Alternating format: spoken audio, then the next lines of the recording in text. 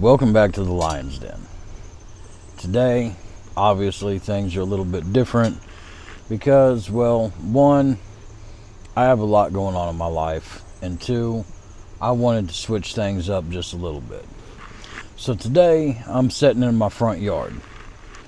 But I also want to talk today about the body of Christ and religious freedom. Here in the United States, we have an enormous amount of religious freedom. I can go downtown right now, stand on a street corner, and start speaking the word. I can walk the streets of this town vocally speaking the word of Christ. And there is no punishment that would come to me because of that. In the United States, we have in our Constitution, actually the First Amendment of our Constitution states this: Congress shall make no law representing an establishment of religion or prohibiting the free exercise thereof, or abridging the freedom of speech or of the press, or the right of the people peaceably to assemble and to petition the government for a redress of grievances. Now, what that is saying specifically is that not only do I have the right to my religious beliefs, but I have the right to vocalize those beliefs in any forum that I see fit. Now, there are places naturally that those laws don't apply. So, for example, I can't just walk up into a courtroom and start preaching gospel. That's not the way it works. However, we do have far more freedom of religion in the United States than in a lot of other countries. But we're not alone in this. There are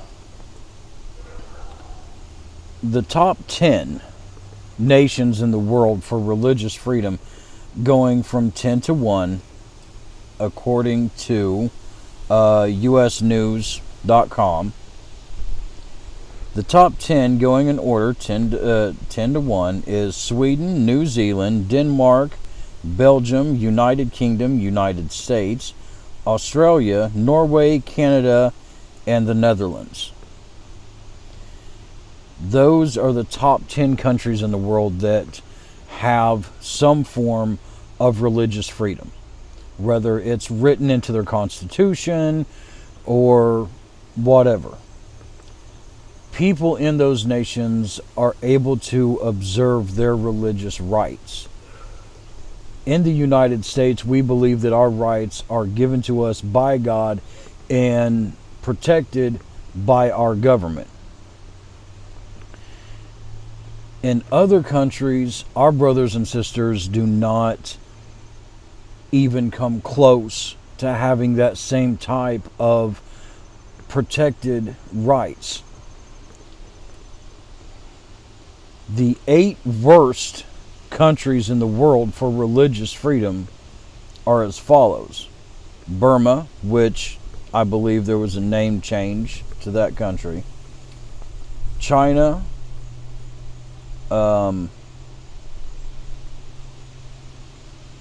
Eritrea, Iran, North Korea, Saudi Arabia, Sudan, and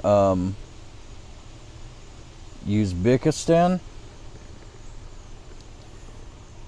Those are the 8 worst. The most dangerous places in the world to be Christian, according to theguardian.com. Now, I may or may not have the links to these pages in the description, but those I will always give you, or try to give you, the places where you can go and looked them up. So please take note of that. And by all means, go back and do your own research. There is a phenomenal organization called the Voice of the Martyrs, that they tell the stories of the people that have survived these places, that have lived through one situation or another where people were persecuted, or in a lot of cases even martyred because of their faith. Now, what I have here is a list of countries and some numbers as far as how many Christians are in those areas, different laws presiding over those countries. So I'm going to take my time for a minute, and I want to go through and I want to read some of them, because I want you to understand how blessed and how great and how fortunate you are if you live in one of the countries where you don't have to worry about the repercussions of being a Christian. Here we go. Let's see. In North Korea. Now, all of this is according to theguardian.com. No, I take that back.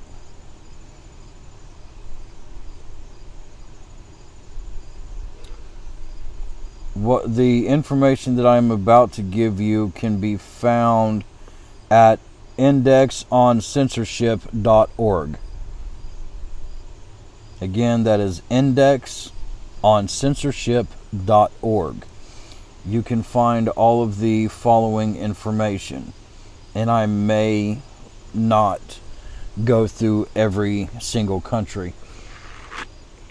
But starting with North Korea, there's estimated, let's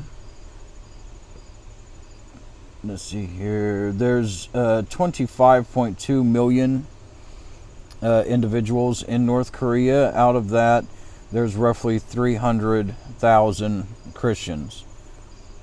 That's roughly 1.20%. Like everyone else, Christians in North Korea must worship in the nation, worship the nation's leader. The belonging to another religion makes you an enemy of the state. Thousands of Christians are imprisoned, and many have reportedly been tortured and executed. Believers meet secretly and risk arrest and death by doing so. Got to meet in secret. Getting together and worshiping God, and be arrested and put to death.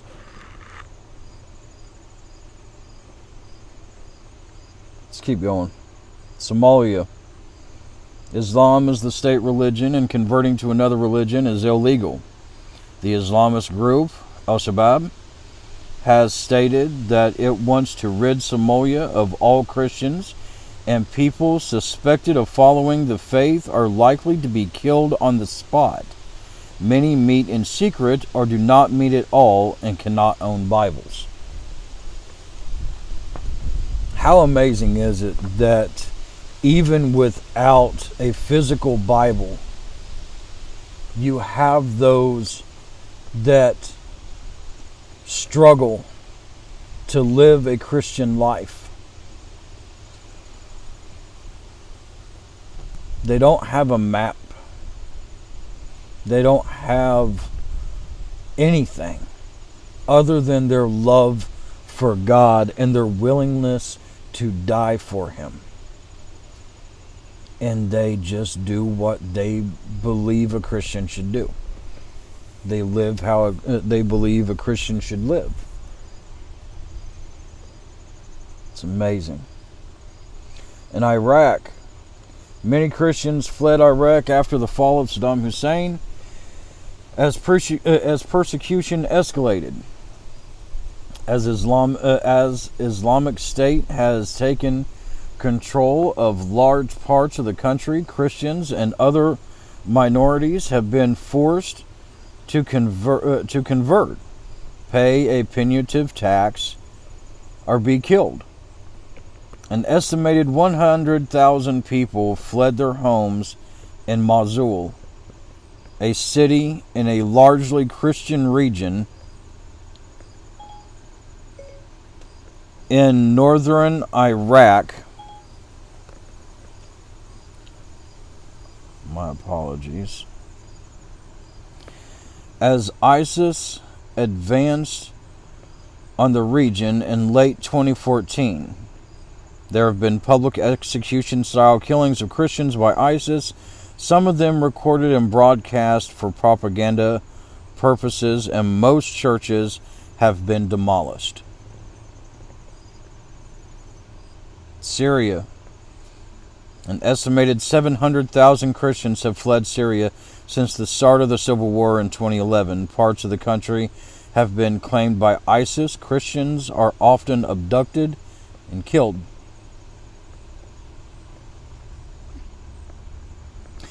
There are few Christian believers in Afghanistan, where Christianity is seen as a Western religion. Those that exist must keep their faith secret or risk being rejected by their families or even killed. There are no churches except for secret ones. While Afghan Christians are at great risk, foreigners are also in danger. In 2014, several Christian aid workers were killed in the country. Sudan. Converting from Islam to another religion is punishable by death. Sudan also has blasphemy laws under which many Christians have been imprisoned. There are reports of the government has attacked Christians with targeted bombings and turned a blind eye to the killing of Christians and others. Iran. Islam is the official religion, and any ethnic Persian who converts to Christianity is considered apostate. Armenians and Assyrians living in Iran are allowed to practice Christianity, but are often treated as second-class citizens. Churches are monitored and raided by the government, and at least 75 Christians were arrested in Iran last year. And the list goes on and on. Yemen, Vietnam, Central African Republic, Qatar, Kenya, India, Ethiopia, Egypt. All of these places have some form of persecution to the Christian people.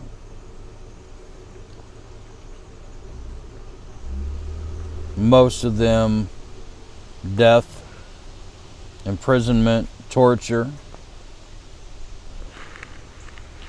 And yet here I sit in the United States of America, a country that is well renowned for its freedoms and rights and liberties, which countries such as that see as a threat because it encourages people in their countries to act against regimes, governments, and so on. Because people that know freedom want more of it. People that know God want to worship God in a way that is biblically taught. They want to live a life that is pure. They want to live a life that is in alignment with the will of God. In a lot of these places, you cannot do that.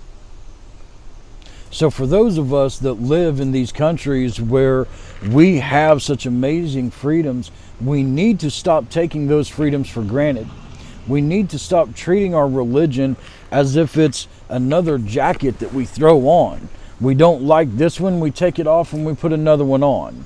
We don't like the church that we're going to, we leave it and we go somewhere else. We, in the United States, I fear, is so pampered and so spoiled by our religious freedoms and the fact that we take them for granted, that when persecution comes, and it's going to, when persecution comes to this nation and every other nation that has religious freedoms, the way that it has in Afghanistan, Iran, Vietnam, North Korea, all these other places, China, so on, when that starts to happen here, how strong is our faith going to be? Is our faith going to be able to get us through? Is it something that we are ready and willing to stand up and fight for? Is it something that we are willing to die for? Is it something that we are willing to live for? Many people will sit and say, oh, I'll die before I do this, or I'll die before I'll do that. You know, I'll die for my God. That's commendable. But are you willing to live for Him? Are you willing to stand up when things get hard, when people begin to persecute you and ridicule you and restrict the freedoms that are given to us by God and protected by our government? Are you willing to stand up and say, no, we are not going to do this? Because what I've seen over the course of the last 2 years in this nation alone is how fast and how easy it is for the government to control you and your religious beliefs. The pandemic started, and what happened? The first thing that they did was to start shutting down travel and shutting down churches. They didn't shut down the Piggly Wiggly. They didn't shut down the Walmart. They didn't shut down all these other places. Nah.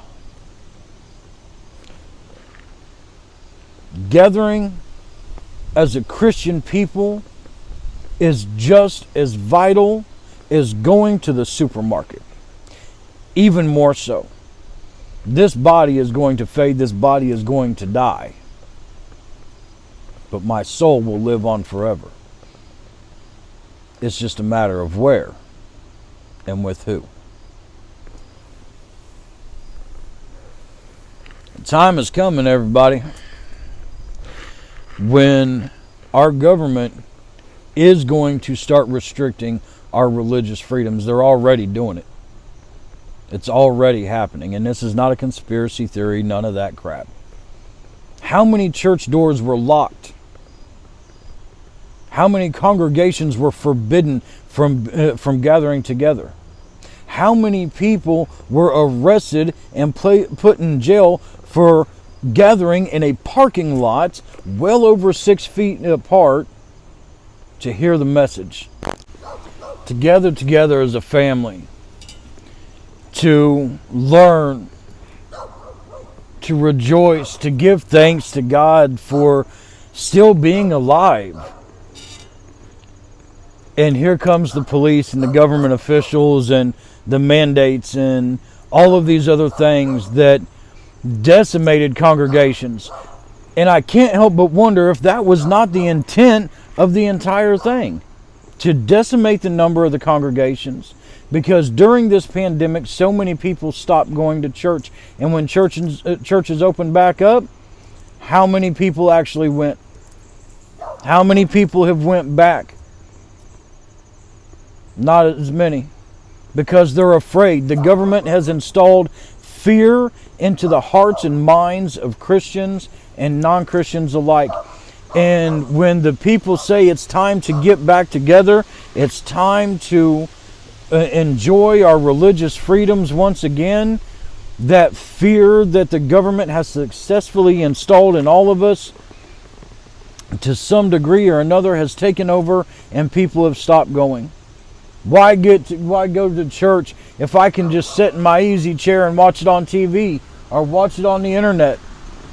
Why go to church if I can just sit here on my phone and listen to a sermon? Oh, well, I don't feel like listening to a sermon today. I got other stuff I need to do. It's a nice day. I think I'm just going to go out fishing instead. I'll just get close to God out in the woods. That's what I'll do. And you know something? Yes, I can get close to God out in the woods. I'm an old country boy. All right? I love being out in the woods. But let me tell you something. I love being around my family more than I love being out in the woods. And when I am surrounded by family that love God, it boosts my spirit. It strengthens my soul. It gives me food for my soul. You cannot reject the gathering together of the body and expect it to stay strong. You can't. But I'm telling you, my brothers and sisters, right now, you need to get ready for what's coming, because what's coming down the line has already been foretold. We are the blessed few that have religious freedoms, and we need to stop taking them for granted. We need to stop taking our faith as something that we can just interchange, something that's a Sunday only type deal, and that does not apply to the rest of our lives.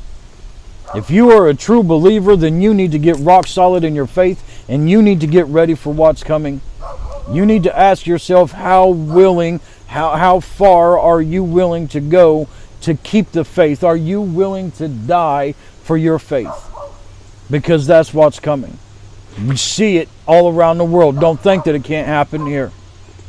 And all of this, remember this very important thing, no matter how much the persecutions or how large the persecutions are, no matter what happens, no matter what's coming, always remember this. God loves you. So do I.